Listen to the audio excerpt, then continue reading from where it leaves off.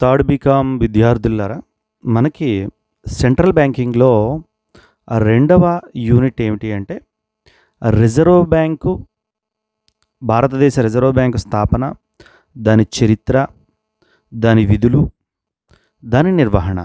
ఇది భారతదేశంలో రిజర్వ్ బ్యాంక్‌కి సంబంధించినటువంటి రెండవ చాప్టర్‌లో మనం తెలుసుకోబోతున్నటువంటి అంశాలు. ఓకే. భారతదేశంలో రిజర్వ్ బ్యాంక్ గురించి మనం తెలుసుకోవాలనుకుంటే, బ్యాంకింగ్ వ్యవస్థ గురించి ఆల్రెడీ మీరు సెకండ్ ఇయర్‌లో తెలుసుకుని ఉంటారు. ఓకే. మనం బ్యాంకింగ్ వ్యవస్థ గురించి తెలుసుకునేటప్పుడు బ్రిటిష్ వాళ్ళ గురించి గట్టా మాట్లాడుకుంటూ ఉంటాం.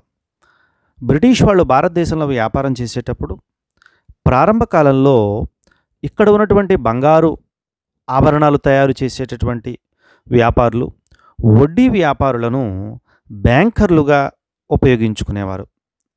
అయితే తరువాత కాలంలో బ్రిటిష్ సామ్రాజ్యం పటిష్టవంతమైన తర్వాత భారతదేశంలో బ్యాంకుల స్థాపన అనేటువంటిది ప్రారంభించారు. ఈ విధంగా వీళ్ళలో ప్రెసిడెన్సీ బ్యాంకులని స్థాపించారు. ప్రెసిడెన్సీ బ్యాంకులు అంటే రాష్ట్రాలు బాంబే, కలకత్తా, మద్రాస్ 3 రెసిడెన్సీలలో 3 ప్రెసిడెన్సీ బ్యాంకులను స్థాపించడం జరిగింది. ఈ 3 ప్రెసిడెన్సీ బ్యాంకుల్ని కలిపి 1921లో ఇంపీరియల్ బ్యాంక్‌గా ఎస్టాబ్లిష్ చేయడం జరిగింది. ఇప్పుడు రండి. ఈ ఇంపీరియల్ బ్యాంక్ ఏం చేసేది అంటే, భారతదేశంలో ఉన్నటువంటి అన్ని బ్యాంకులపైన కూడా ఇది ఆధిపత్యం చెలాయించేది. వాటికి నిర్వహణాపరమైన సహాయ సహకారాలు అందించేది. ప్రభుత్వ బ్యాంకర్‌గా వ్యవహరించేది. అంటే కేంద్ర బ్యాంకు ఏ విధులైతే నిర్వర్తించాలో ఆ విధులన్నిటిని కూడా ఇది నిర్వర్తించేది. అయితే ఈ ఇంపీరియల్ బ్యాంక్ ఏదైతే ఉందో, ఈ ఇంపీరియల్ బ్యాంక్ ఈ విధంగా కేంద్ర బ్యాంకు విధులను నిర్వహిస్తున్నటువంటి తరుణంలోనే 1926లో బ్రిటిష్ ప్రభుత్వం ఏం చేసింది అని చెప్పేసి అంటే, హిల్టన్ యంగ్ కమిషన్ని నియమించిందండి. దీన్నే రాయల్ కమిషన్ అని కూడా అంటాం. ఈ హిల్టన్ యంగ్ కమిషన్ లేదా రాయల్ కమిషన్ ఏదైతే ఉందో, ఇది భారతదేశంలో కరెన్సీ సిస్టమ్ ఏ విధంగా ఉంది, ద్రవ్య విధానం ఏ విధంగా ఉంది, అదేవిధంగా ఈ ద్రవ్య విధానాన్ని నియంత్రించాలంటే, లేదా ఈ ద్రవ్య విధానాన్ని ఇంకా పటిష్టవంతంగా మనం ముందుకు తీసుకువెళ్ళాలంటే ఏం చేయాలి, ఆర్థికపరమైనటువంటి సలహాలు ఇవ్వండి అని చెప్పి ఈ కమిషన్ వేశారు. వేస్తే ఈ కమిషన్ ఏం చేసింది అంటే, ఒక రిజర్వ్ బ్యాంక్‌ని స్థాపించండి, ఒక కేంద్ర బ్యాంక్‌ని స్థాపించండి. ఇప్పుడు ఇంపీరియల్ బ్యాంక్ ఆ డ్యూటీస్ చేస్తుంది, ఒక కేంద్ర బ్యాంక్‌ని స్థాపించండి అని చెప్పి సలహా ఇవ్వడం జరిగిందండి. దీని ఫలితంగా రిజర్వ్ బ్యాంక్ ఏర్పడడానికి ఒక మార్గం అయితే వచ్చేసింది. అయితే అప్పుడు ఉన్నటువంటి ఇంగ్లాండ్ యొక్క రాజకీయ పరిస్థితులు, భారతదేశ రాజకీయ పరిస్థితులు, ఇవన్నీ మార్పులు చేర్పులు జరిగి కేంద్ర శాసనసభలో 1933లో రిజర్వ్ బ్యాంక్ ఆఫ్ ఇండియా చట్టాన్ని ప్రవేశపెట్టారు. అది 1934లో ఆమోదించబడింది. RBI establishment act 1934. 1935 జనవరి 1 నుంచి ఇది అమల్లోకి వచ్చిందండి ఈ చట్టం. ఈ చట్టం ప్రకారమే 1935లో భారతదేశ రిజర్వ్ బ్యాంకు స్థాపించటం అనేది జరిగింది. భారతదేశ రిజర్వ్ బ్యాంక్ 1935లో స్థాపించడం జరిగిందండి. దీన్ని ప్రారంభంలో కలకత్తాలో స్థాపించినప్పటికీ 1937లో దీని హెడ్ క్వార్టర్స్ని ఎక్కడికి మార్చారు అంటే బాంబేకి మార్చారు. ప్రజెంట్ ఆర్బీఐ యొక్క హెడ్ క్వార్టర్స్ ఎక్కడుంది అంటే బొంబాయిలో ఉందండి. ఓకే. సో ఈ రిజర్వ్ బ్యాంక్ 1935లో స్థాపించబడే నాటికి ఆనాటి వైస్రాయ్ ఎవరు అంటే విల్లింగ్టన్ అనే వైస్రాయ్ గారు ఉన్నారు. ఆ విల్లింగ్టన్ గారి యొక్క కృషి ఫలితంగా ఎలాగైతే ఈ ఆర్బీఐ స్థాపించబడింది. ఆర్బీఐ ఎస్టాబ్లిష్ అయ్యేటప్పుడు ఒక ప్రైవేట్ బ్యాంక్గా ఎస్టాబ్లిష్ అయింది. 5 crores 5 కోట్ల పెట్టుబడితో ఇది ఎస్టాబ్లిష్ అవ్వడం జరిగింది. అయితే భారతదేశానికి స్వాతంత్రం వచ్చిన తర్వాత దీన్ని జాతీయం చేయాలి అని చెప్పి నిర్ణయం తీసుకున్నారండి. నిర్ణయం తీసుకుని 1948లో రిజర్వ్ బ్యాంక్ ఏదైతే ఉందో, ఈ రిజర్వ్ బ్యాంక్‌ని జాతీయం చేయటానికి రంగాన్ని సిద్ధం చేశారు. ఓకే. చేస్తూ వచ్చింది. అయితే 1949 జనవరి 1 నుండి రిజర్వ్ బ్యాంక్ జాతీయం కాబడిందండి. అంటే స్వాతంత్రం వచ్చిన తర్వాత రిజర్వ్ బ్యాంక్ ఏదైతే ఉందో రిజర్వ్ బ్యాంక్ జాతీయం చేయబడింది. ఓకే. ఈ రిజర్వ్ బ్యాంక్ ఏదైతే ఉందో, ఈ రిజర్వ్ బ్యాంక్ భారతదేశంలో ఎస్టాబ్లిష్ అయిన తర్వాత, స్థాపించబడిన తర్వాత దీనికి చాలా రకాలైనటువంటి ప్రధానమైనటువంటి విధులు ఉన్నాయి. ఆల్రెడీ కేంద్ర బ్యాంక్ విధుల్ని మనం చూసాం. అదేవిధంగా కేంద్ర బ్యాంకు విధులు అన్నీ కూడా మన రిజర్వ్ బ్యాంకు పాటిస్తుంది. అయితే వీటికి ఉన్నటువంటి ప్రత్యేకత ఏమిటి, ఇంకా కొంచెం లోతుగా మనం తెలుసుకునేటటువంటి ప్రయత్నాన్ని ఇక్కడ మనం చూద్దామండి.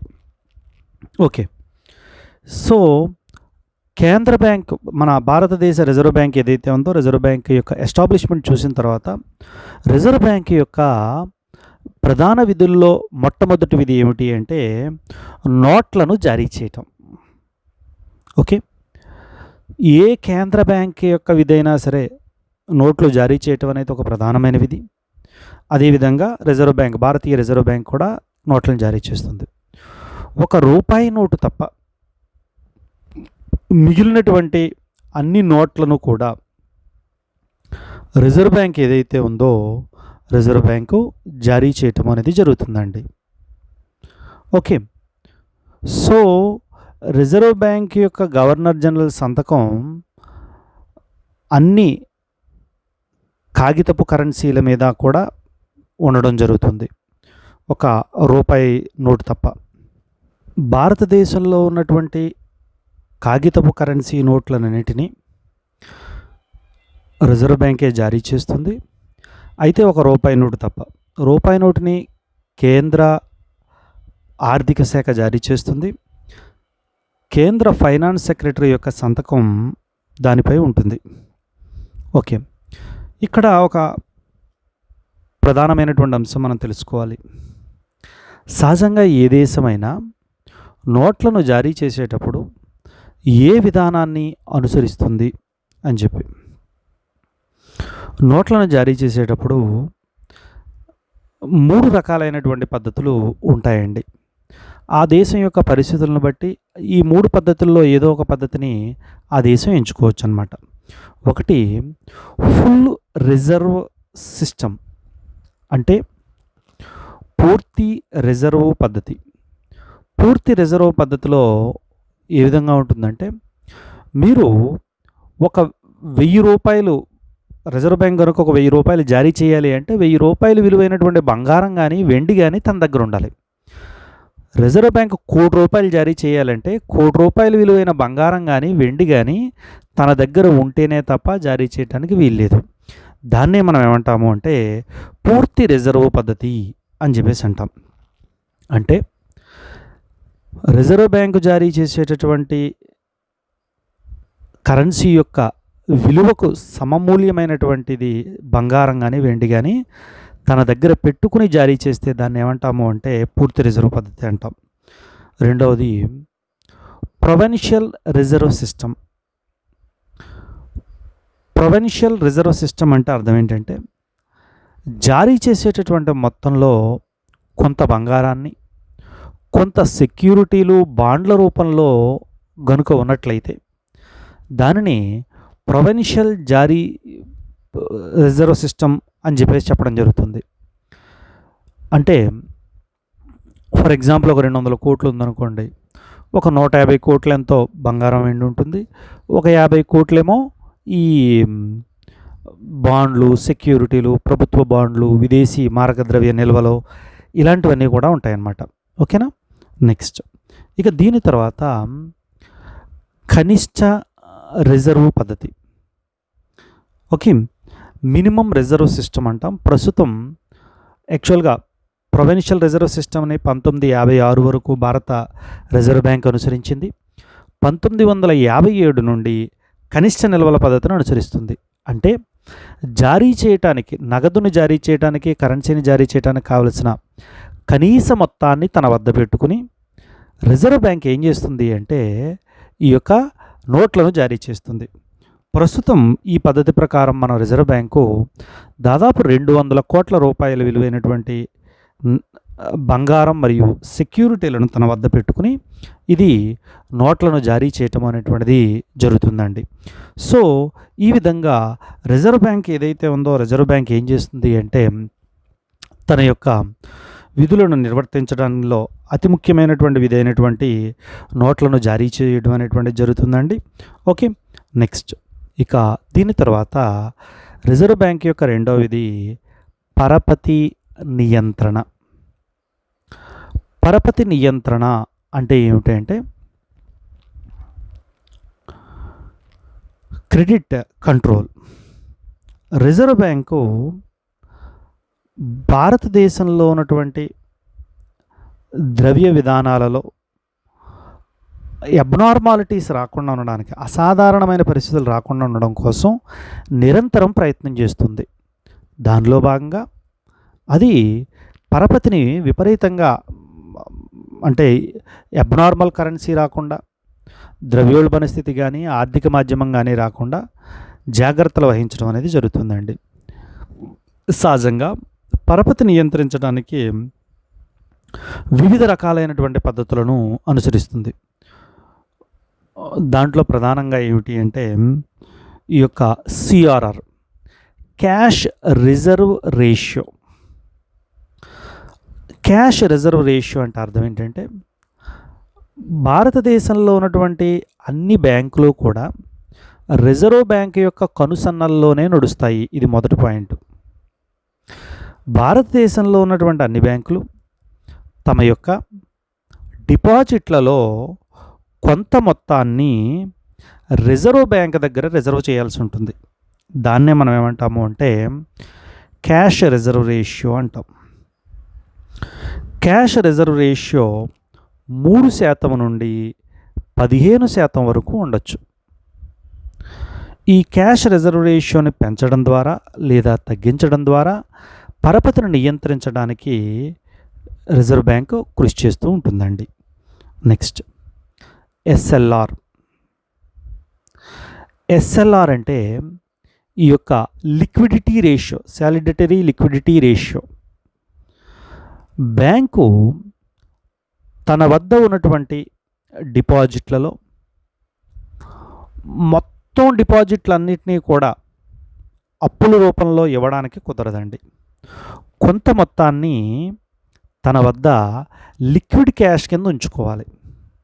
ఫర్ ఎగ్జాంపుల్ అలా ఉంచుకోకపోతే చాలా నష్టాలు కూడా ఉంటాయి. ఉదాహరణకు చూడండి, మీరు మీ ఊళ్ళో ఉన్న బ్యాంక్లో ఈరోజు 10 లక్షలు డిపాజిట్ చేశారు. రేపు ప్రొద్దుటే ఆ బ్యాంకు వాడు 10 లక్షలు కూడా ఎవరికొకరికి అప్పుకి ఇచ్చేసాడు. మీరు ఒక వారం రోజులు పోయిన తర్వాత వెళ్ళారు, మీకు డబ్బులు కావాల్సి వచ్చినాయి, నాకు 1 లక్ష రూపాయలు కావాలన్నారు. వాడి దగ్గర క్యాష్ లేదనుకోండి, మీరు ఇబ్బంది పడతారా పడరా? అందుకని చెప్పి రిజర్వ్ బ్యాంకు కొన్ని నియమ నిబంధనలు పెట్టి ఎస్ఎల్ఆర్ రేషియో పెడుతుంది. అంటే బ్యాంకులు తన వద్దకు వచ్చినటువంటి డిపాజిట్లలో మొత్తం అప్పులు ఇవ్వకుండా కొంత తన వద్ద పెట్టుకోమంటుంది. దాన్నే ఈ యొక్క ద్రవ్యత్వ నిష్పత్తిగా మనం చెప్పడం జరుగుతుందండి. ఈ లిక్విడ్ రేషియోలో 24% నుండి 40% వరకు కూడా రిజర్వ్ బ్యాంక్ పెంచవచ్చు. అంటే కనీసం 24% నీ దగ్గర ఉంచుకో అని చెప్పచ్చు, మ్యాక్సిమం 40% వరకు కూడా ఉంచుకోమని చెప్పచ్చు. సో ఈ లిక్విడ్ రేషియోలు పెంచడం లేదా తగ్గించడం ద్వారా ద్రవ్య పరపతి నియంత్రణని రిజర్వ్ బ్యాంక్ చేస్తూ ఉంటుంది. Bank rate. బ్యాంక్ రేట్ అంటే అర్థం ఏంటంటే రిజర్వ్ బ్యాంకు వాణిజ్య బ్యాంకులకు అప్పులు ఇస్తూ ఉంటుంది. వాణిజ్య బ్యాంకుల దగ్గర నుంచి రిజర్వ్ బ్యాంకు తీసుకునేటటువంటి వడ్డీ రేట్నే బ్యాంక్ రేట్ అంటాం. సో ఈ వడ్డీ రేటు పెంచడం లేదా తగ్గించడం ద్వారా కూడా రిజర్వ్ బ్యాంకు పరపతి నియంత్రణ అనేటువంటిది చేస్తూ ఉంటుంది. ఫర్ ఎగ్జాంపుల్ ఈ వడ్డీ రేటు బాగా తగ్గించింది అనుకుందాం. అప్పుడు బ్యాంకులన్నీ ఎక్కువ అప్పులు తీసుకుంటాయి రిజర్వ్ బ్యాంక్ దగ్గర నుంచి. ఆ డబ్బుని ప్రజలకు అప్పులుగా ఇస్తాయి. తద్వారా ప్రజల దగ్గర క్యాష్ ట్రాన్సాక్షన్స్ పెరుగుతూ ఉంటాయి. తద్వారా దేశ ఆర్థిక వ్యవస్థ గాడిపడుతూ ఉంటుంది. ఈ మధ్య లాక్డౌన్ సమయంలో ఈ రేట్లను తగ్గించడం ద్వారా క్యాష్ ఫ్లో అనేటటువంటిది ఈ యొక్క దేశంలోకి ఎక్కువగా తీసుకురావడం జరిగింది. ఎందుకు అంటే చాలా లాక్డౌన్ వలన ఆర్థిక వ్యవస్థ, వ్యాపారాలు ఇవన్నీ కూడా ఇబ్బంది పడ్డాయి కాబట్టి వాటిని తిరిగి మళ్ళీ గాడిలో పెట్టే ప్రయత్నం ప్రభుత్వం చేసింది. ఓకే, ఇక రిజర్వ్ బ్యాంకు చేసేటటువంటి విధుల్లో మరో ముఖ్యమైన విధి ఏంటంటే ఇది బ్యాంకులకు బ్యాంకరుగా వ్యవహరిస్తుందండి. Yes, it is the banker of the banks. భారతదేశంలో ఉన్నటువంటి ఏ వాణిజ్య బ్యాంక్ కానీ, షెడ్యూల్డ్ బ్యాంక్ కానీ, నాన్ షెడ్యూల్డ్ బ్యాంక్ కానీ రిజర్వ్ బ్యాంక్ యొక్క కనుసన్నల్లోనే ఉంటుంది. అది కొత్త బ్రాంచ్ స్థాపించాలన్నా, ఉన్న బ్రాంచ్ను మూసేయాలన్నా, అది చేపట్టేటటువంటి ప్రతి కార్యక్రమం రిజర్వ్ బ్యాంక్ యొక్క అనుమతితో మాత్రమే జరుగుతూ ఉంటుంది. నెక్స్ట్, ఇక ఈ వాణిజ్య బ్యాంకులు తమ వద్ద ఉన్నటువంటి బిల్లుల్ని రీడిస్కౌంట్ చేసుకోవడం అంటే వాణిజ్య బ్యాంకులు ఎవరికైనా వ్యవసాయానికో, వ్యాపారానికో, చిన్న తరహా పరిశ్రమలకో అప్పులు ఇచ్చాయనుకోండి, ఆ అప్పులు ఇచ్చినటువంటిది దాన్ని రిజర్వ్ బ్యాంక్ వాణిజ్య బ్యాంకులు ఏం చేస్తాయంటే తమకి క్యాష్ ట్రాన్సాక్షన్ సరిగ్గా లేనప్పుడు మళ్ళీ మేము ఫలానా వాళ్ళకి అప్పు ఇచ్చాం కాబట్టి మాకు మీరు అప్పు ఇవ్వండి అని చెప్పి రిజర్వ్ బ్యాంక్ దగ్గర తీసుకుంటాయి. ఇలా తమ వద్ద ఉన్నటువంటి బిల్లుల్ని, హుండీలను రీడిస్కౌంట్ చేసుకునేటటువంటి సౌకర్యాన్ని రిజర్వ్ బ్యాంకు వాణిజ్య బ్యాంకులకు ఇస్తుందండి. ఇలా వీటికి రీడిస్కౌంట్ చేసుకునే సౌకర్యం ఇవ్వడం ద్వారా బ్యాంకులు సక్రమంగా నడవడానికి, ప్రజోపయోగంగా ఉండడానికి రిజర్వ్ బ్యాంకు ఉపయోగపడుతుంది. ఈ బ్యాంకుల మధ్య జరిగేటటువంటి ఏ వ్యవహారమైనా క్లియర్ చేయడానికి ఒక క్లియరింగ్ హౌస్గా ఏది ఉంటుంది అంటే రిజర్వ్ బ్యాంకు ఉంటుందండి. సో ఈ విధంగా రిజర్వ్ బ్యాంకు ఈ యొక్క వాణిజ్య బ్యాంకులకు, షెడ్యూల్డ్, నాన్ షెడ్యూల్డ్ బ్యాంకులకు, పారిశ్రామిక బ్యాంకులకు, అన్ని బ్యాంకులకి కూడా ఒక పెద్దన్నయ్యలాగా సహాయ సహకారాలు అందిస్తూ ఉంటుంది. నెక్స్ట్, రిజర్వ్ బ్యాంక్ యొక్క మరో ముఖ్యమైన విధి, ఇది ప్రభుత్వానికి banker. It is the banker of the government. గవర్నమెంట్కి, కేంద్ర ప్రభుత్వానికి కానీ, రాష్ట్ర ప్రభుత్వానికి కానీ విదేశాల నుంచి రావాల్సినటువంటి మొత్తాలను వసూలు చేయటంలో, చెల్లించాల్సిన మొత్తాలను చెల్లించటంలో Reserve Bank key role play చేస్తుంది. రిజర్వ్ బ్యాంక్ ద్వారానే జరుగుతాయి వ్యవహారాలన్నీ. కేంద్ర రాష్ట్ర ప్రభుత్వాలకి తాత్కాలిక సర్దుబాటు కోసం అప్పులు కావాలి లేదా అప్పుగా కావాలి అంటే రిజర్వ్ బ్యాంకే దాన్ని సమకూరుస్తుందండి. నెక్స్ట్, 3 నెలలకు మించని తాత్కాలికమైనటువంటి అప్పులను రిజర్వ్ బ్యాంక్ ఏదైతే ఉందో రిజర్వ్ బ్యాంకు ఏర్పాటు చేయడం జరుగుతుంది. నెక్స్ట్, వరల్డ్ బ్యాంక్లోని, అంతర్జాతీయ IMFలోని రిజర్వ్ బ్యాంక్ అనేటటువంటిది కేంద్ర ప్రభుత్వం యొక్క ప్రతినిధిగా వ్యవహరించడం అనేటువంటిది జరుగుతుందండి. నెక్స్ట్, ఈ రిజర్వ్ బ్యాంక్ ఏదైతే ఉందో ఇది విదేశీ మారక నిల్వలను సంరక్షిస్తుంది. మరో ముఖ్యమైన విధి ఇది. విదేశీ మారక ద్రవ్య నిల్వలు లేకపోతే అంతర్జాతీయ వ్యాపార వాణిజ్యాల్లో ప్రభుత్వాలు చాలా ఇబ్బందులు పడతాయి, దేశం చాలా ఇబ్బందులు పడుతుంది. అందువల్ల విదేశీ మారక ద్రవ్య నిల్వల్ని కాపాడడంలో కీలక పాత్ర పోషించేటటువంటి బాధ్యతని రిజర్వ్ బ్యాంక్ తీసుకుందండి. దైనందిన కార్యక్రమాలు జరగడం కోసం, దైనందిన వ్యవహారాలు జరగడం కోసం ఒక దేశానికి విదేశీ మారక ద్రవ్య నిల్వలు చాలా అవసరం. వాటన్నిటినీ కూడా రిజర్వ్ బ్యాంక్ కాపాడుతూ దేశ ఆర్థిక వ్యవస్థ ఇబ్బంది పడకుండా ఉండడం కోసం నిరంతరం కృషి చేస్తుందండి. నెక్స్ట్, ఇది అంతిమ రుణదాత. బ్యాంకులకు కావచ్చు, కేంద్ర రాష్ట్ర ప్రభుత్వాలకు కావచ్చు, ఇది అంతిమ రుణదాతగా వ్యవహరించడం అనేటువంటిది జరుగుతుందండి. నెక్స్ట్, ఇది జాతీయ క్లియరింగ్ హౌస్. రిజర్వ్ బ్యాంక్ మరో ముఖ్యమైన విధి ఇది. బ్యాంకుల మధ్య వ్యవహారాలు, రాష్ట్రాల మధ్య వ్యవహారాలు, కేంద్రం రాష్ట్రాల మధ్య వ్యవహారాలు, వీటన్నిటికీ సంబంధించి ఆర్థిక పరమైనటువంటి క్లియరింగ్ హౌస్గా రిజర్వ్ బ్యాంక్ వ్యవహరించడం జరుగుతుంది. నెక్స్ట్, పరిశోధన గణాంక శాఖ. రిజర్వ్ బ్యాంక్ ఏదైతే ఉందో రిజర్వ్ బ్యాంకు దేశ ఆర్థిక వ్యవస్థని గాడి పెట్టడానికి ఇంకా ఎలాంటి నిర్ణయాలు తీసుకోవాలనే అంశం మీద నిరంతరం పరిశోధనలు చేస్తూ ఉంటుంది. పరిశోధించడం, దాన్ని ముందుకు తీసుకువెళ్ళడం అనేటటువంటిది రిజర్వ్ బ్యాంక్ యొక్క విధుల్లో ఒక ప్రధానమైనటువంటి విధిగా మనం చెప్పుకోవచ్చు. నెక్స్ట్, ఆర్థిక అభివృద్ధి పనులు. రిజర్వ్ బ్యాంకు ఆర్థిక రంగం, దేశం యొక్క ఆర్థిక రంగం ఎక్కడెక్కడ బలహీనంగా ఉంది, ఎక్కడెక్కడ లోపాలు ఉన్నాయి, పథకాల అమల్లో వస్తున్నటువంటి సమస్యలు ఏమిటి, వీటన్నిటినీ తీర్చుకోవడం కోసం నిరంతరం ప్రయత్నం చేస్తూ ఉంటుంది. అందువలన వీటి మీద పరిశోధనలు చేసి ఈ ఆర్థిక వ్యవస్థని గాడిలో పెట్టడం కోసం ఈ యొక్క పారిశ్రామిక విద్యను పారిశ్రామికవేత్తలకి అందించడం కోసం, ఆర్థిక అవసరాలను తీర్చుకోవడం కోసం ఉన్న అవకాశాలను ప్రజలకు తెలియజేయటం కోసం నిరంతరం ప్రయత్నం చేస్తూ ఉంటుంది. ఏ రంగం అయితే బలహీనంగా ఉందో దాన్ని బలోపేతం చేయడానికి ఇది కృషి చేస్తుందండి. నెక్స్ట్, ఇది బ్యాంకుల మీద పర్యవేక్షకుడిగా ఉంటుంది. రిజర్వ్ బ్యాంకు మొత్తం దేశంలో ఉన్నటువంటి అన్ని బ్యాంకుల మీద కూడా ఇది ఒక కీలకమైనటువంటి పరిశోధకుడిగా ఉండడము అనేది జరుగుతుందండి. ఓకే.